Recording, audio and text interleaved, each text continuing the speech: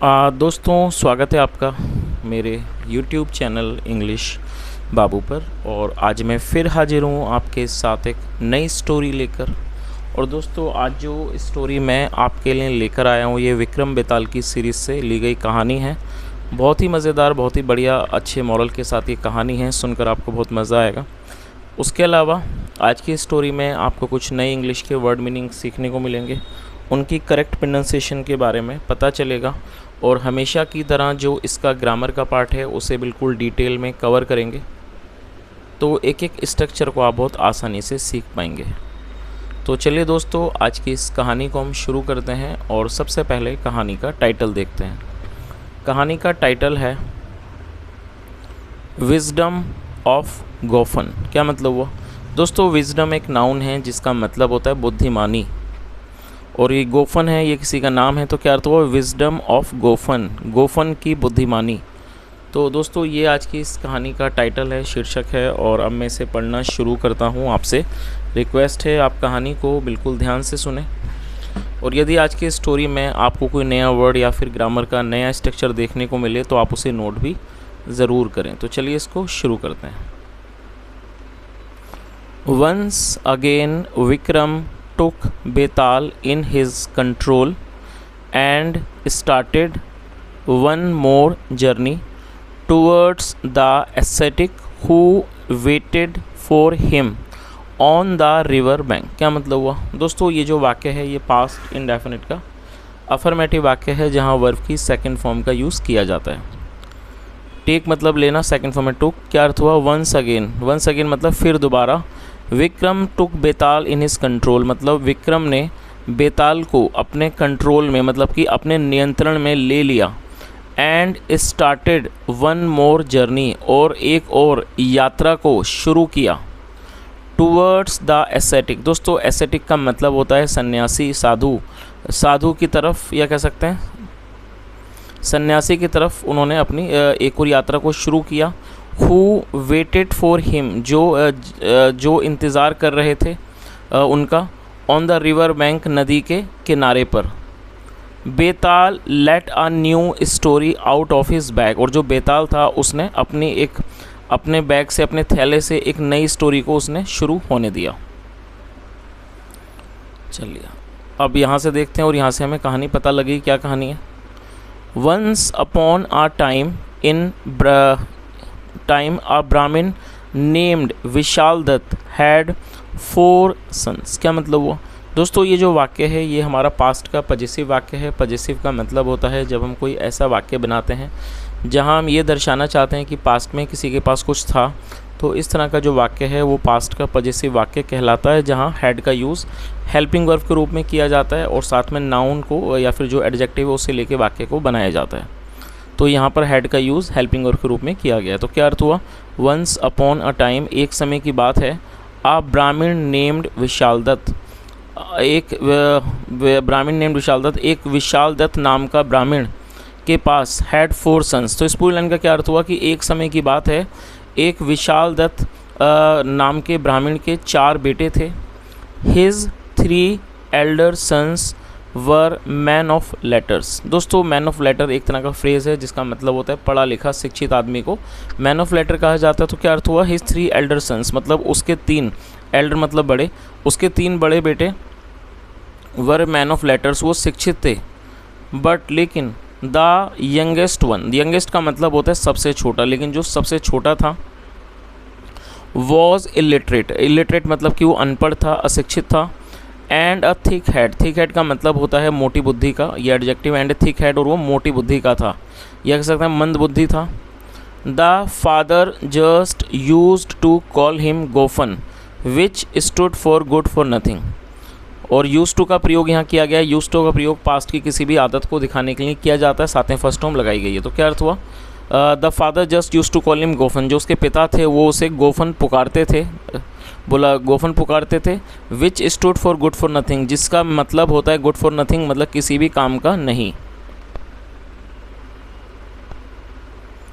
Once the 4 brothers took leave of their father and set out for the capital city to try their luck in the king's court. क्या अर्थ हुआ? और दोस्तों यहाँ king के बाद एपिस्ट्रोफी एस है, जिसका मतलब होता है का की के। जब हम किसी नाम या व्यक्ति के साथ कुछ जोड़ते हैं तो वहाँ पर एपिस्ट्रोफी एस का यूज़ हमें करना होता है। तो क्या अर्थ हुआ? वंस एक बार द 4 ब्रदर्स, चारों भाइयों ने, टुक लीव मतलब कि टुक लीव इजाज़त ली या निकले, ऑफ देयर फादर अपने पिता से उन्होंने इजाज़त ली, आज्ञा ली, and set out for the capital city, और वो जो कैपिटल सिटी थी, जो राजधानी का शहर था, उसके लिए वो निकल पड़े। टू ट्राई देयर लक, अपने भाग्य को आजमाने के लिए, इन द किंग्स कोर्ट, राजा के दरबार में अपने भाग्य को आजमाने के लिए। The eldest one said to Gophan to stay back but he accompanied them as the 2 other brothers were in his favour. क्या अर्थ हुआ? एल्डेस्ट का मतलब सबसे बड़ा। द एल्डेस्ट वन, जो सबसे बड़ा था, सेट टू गोफन, उसने गोफन से कहा, टू स्टे बैक, उसने गोफन से ठहरने को कहा, मतलब वापस वहीं ठहरने को कहा, बट ही एकम्पनाइड दैम, एकम्पनाई मतलब साथ जाना, लेकिन वो उनके साथ चला गया, दैम मतलब उनके, एकम्पनाइड दैम जैसे कि क्यों, द 2 अदर ब्रदर्स, जैसे कि जो अन्य 2 भाई थे, वर इन हिज फेवर, वो उसके पक्ष में थे। चलिए आगे देखिए। एट लास्ट मतलब कि अंत में, दे रीच्ड द सिटी। दोस्तों रीच मतलब पहुंचना, सेकंड फॉर्म में रीच्ड, और दे का मतलब होता है वे या फिर वे लोग। जब सब्जेक्ट में एक से ज़्यादा लोग शामिल होते हैं तो दे का यूज़ किया जाता है। तो क्या अर्थ हुआ? At last they reach the city मतलब अंत में वो शहर पहुंच गए। And put up in an inn, और दोस्तों पुट अप मतलब रहना और इन का मतलब सराय। And put up in an inn, और वो एक सराय में ठहर गए, रुक गए। नेक्स्ट डे मतलब कि अगले दिन, they went to the king's court, और ये भी हमारा पास्ट का अफर्मेटिव वाक्य है। गो मतलब जाना, सेकंड फॉर्म में वेंट, अगले दिन।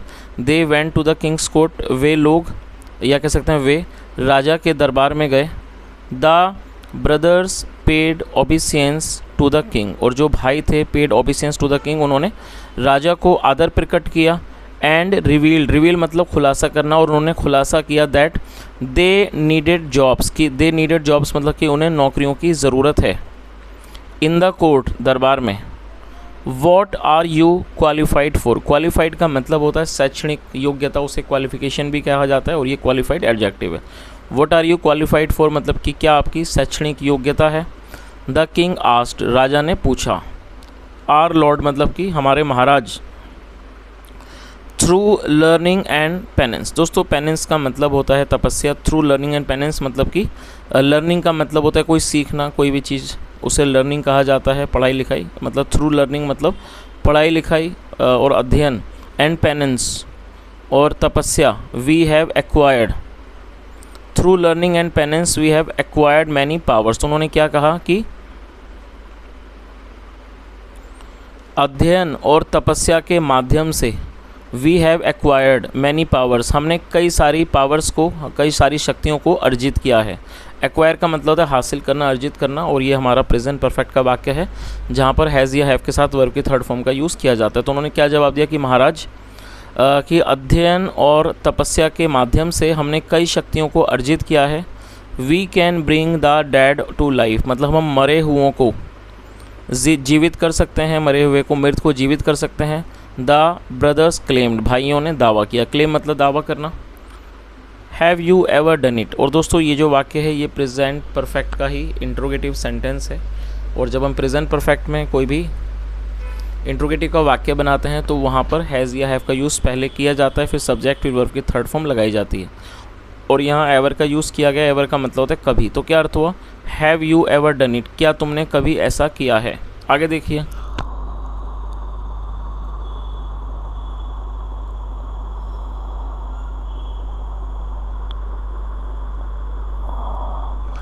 वी हैव नॉट, हमने नहीं किया है, बट लेकिन। We have full faith, we have full faith लेकिन हमें पूरा विश्वास है। That we have earned that power, लेकिन हमें पूरा विश्वास है कि हमने उस ताकत को, उस शक्ति को अर्जित कर लिया है, हासिल कर लिया है। द एल्डेस्ट स्पोक, जो सबसे बड़ा था वो बोला। The king employed them for religious task, दोस्तों एम्प्लॉय का मतलब होता है किसी को काम पर रखना, सेकंड फॉर्म में employed. The king employed them, और दैम जो है वो एक ऑब्जेक्ट है, क्योंकि जब सब्जेक्ट में एक से ज़्यादा, ऑब्जेक्ट में एक से अधिक लोग शामिल होते हैं तो दैम का यूज़ किया जाता है। तो यहाँ पर उन 4 लोगों के बारे में बात हो रही है। तो क्या अर्थ हुआ, द किंग एम्प्लॉयड दैम, मतलब राजा ने उन्हें काम पर रख लिया, फॉर रिलीजियस टास्क, धार्मिक कामों के लिए, एंड होप्ड, और उन्होंने आशा की, उम्मीद की, that he would soon test their claim, और कि उन्होंने उम्मीद की वो जल्दी ही उनका जो क्लेम है, दावा है, उसकी वो परीक्षा लेंगे। टेस्ट करना मतलब परीक्षा लेना। आगे देखिए,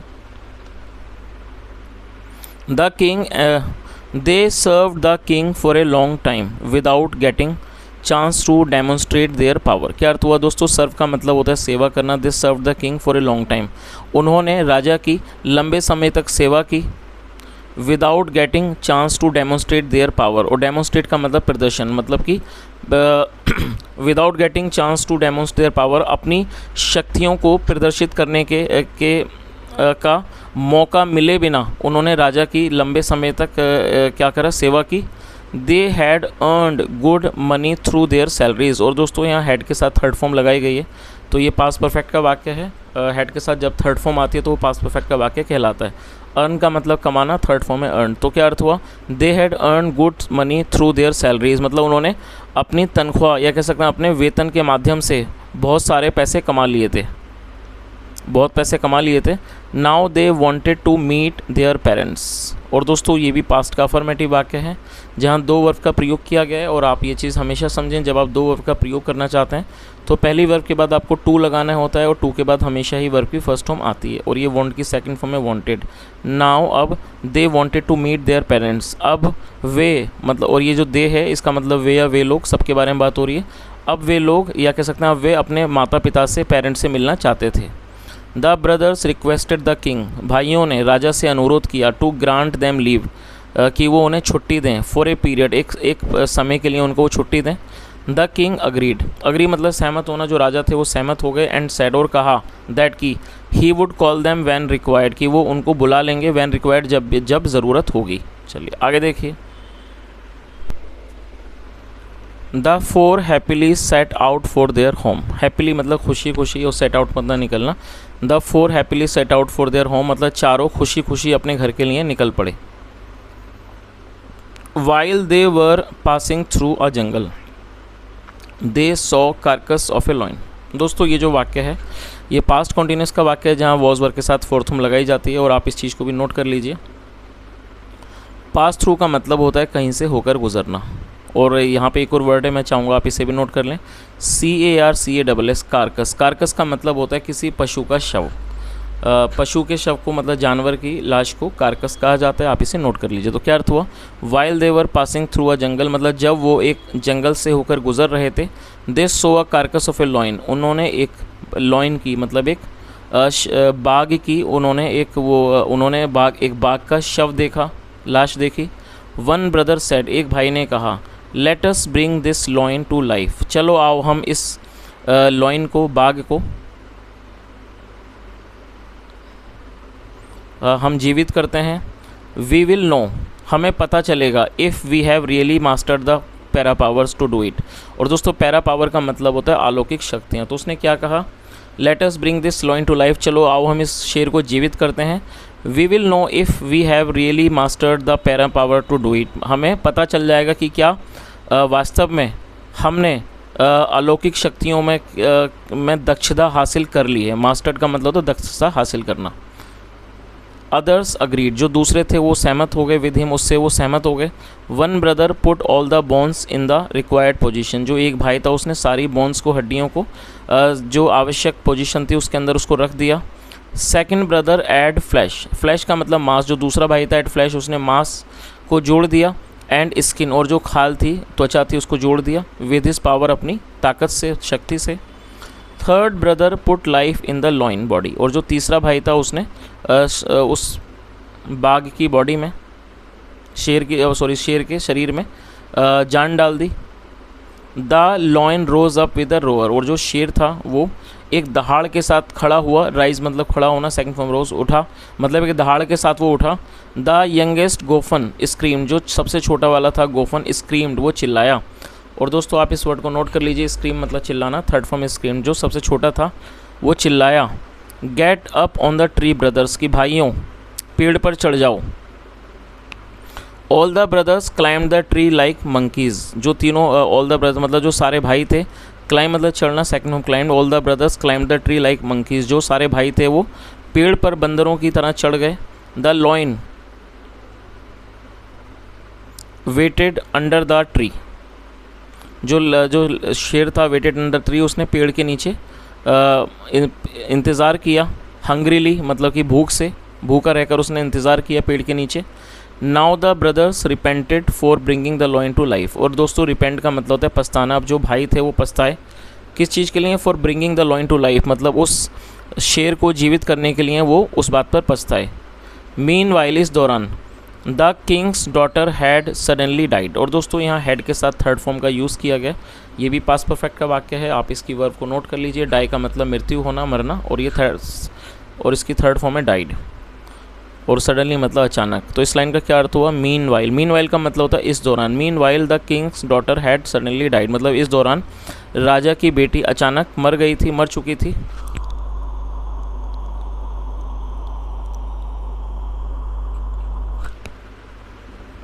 ही send soldiers to seek out the brothers as soon as possible, और उसने सोल्जर्स को भेज दिया टू सीक आउट, ढूंढने के लिए, सीक आउट ढूंढने के लिए, द ब्रदर्स भाइयों को, एज सुन एज पॉसिबल जितना जल्दी संभव हो, टू ब्रिंग उनको लाने के लिए, the princess back to life, to bring the princess back to life मतलब कि राजकुमारी को दोबारा जीवित करने के लिए। चलिए आगे देखिए।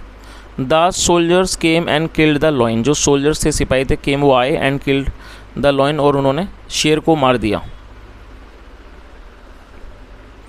When the brothers came down from the tree, और जब वो भाई थे brothers came down from the tree, वो पेड़ से नीचे आए। come down मतलब नीचे आना, second form came down। when the brothers came down from the tree, जब भाई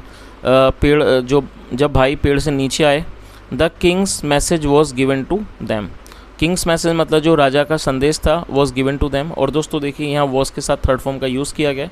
तो ये हमारा पास्ट इंडेफिनिट का पैसिव वॉइस का वाक्य है। जब हम पास्ट इंडेफिनिट में पैसिव वॉइस का वाक्य बनाएंगे तो वहाँ वॉज या वर का यूज़ हेल्पिंग वर्ब के रूप में किया जाता है, साथ में थर्ड फॉर्म भी लगाई जाती है। तो आप इस स्ट्रक्चर को नोट कर लीजिए। पास्ट इंडेफिनिट का पैसिव वॉइस का वाक्य है। तो इस लाइन का क्या अर्थ हुआ? When the brothers came down from the tree the king's message was given to them, मतलब जब भाई पेड़ से नीचे आए, the king's message was given to them, राजा का संदेश उन्हें दिया गया। चलिए आगे देखिए।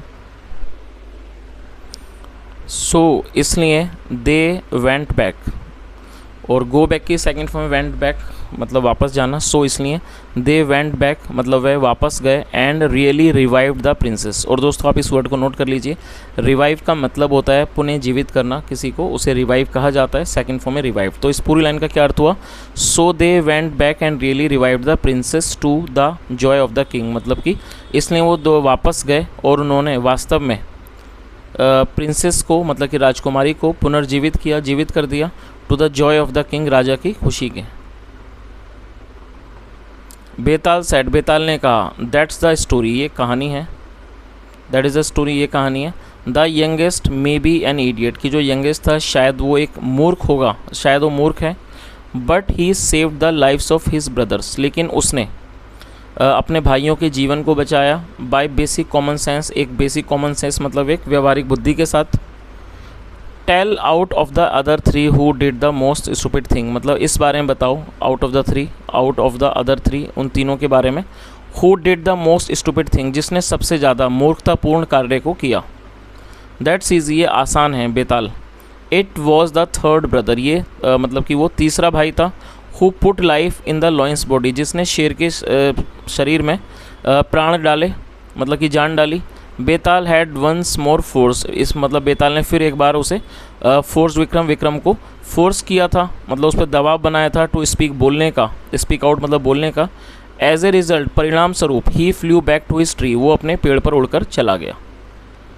चलिए तो दोस्तों इस तरह से ये कहानी ख़त्म होती है। ये आज की एक स्टोरी थी, और यदि आपको आज की कहानी अच्छी लगी हो, मेरा पढ़ाने का प्रयास अच्छा लगा हो, और यदि आपने आज की स्टोरी में कुछ नया सीखा हो, तो मेरी आपसे रिक्वेस्ट है आप वीडियो को लाइक करें, शेयर करें, चैनल को ज़रूर सब्सक्राइब करें। And apart from this, if you have any suggestion or any feedback, you are most welcome, you can do that in the comment section. because whenever you share your feedback or any suggestion, I always try to implement that in my videos so that I can improve the quality of such videos. Because my intention is that whenever I bring a new story, I always try to cover a story where I can provide you maximum number of new and advanced level vocabulary. And apart from this, I also try to tell you all the structures available in the story so that you can also improve your grammar.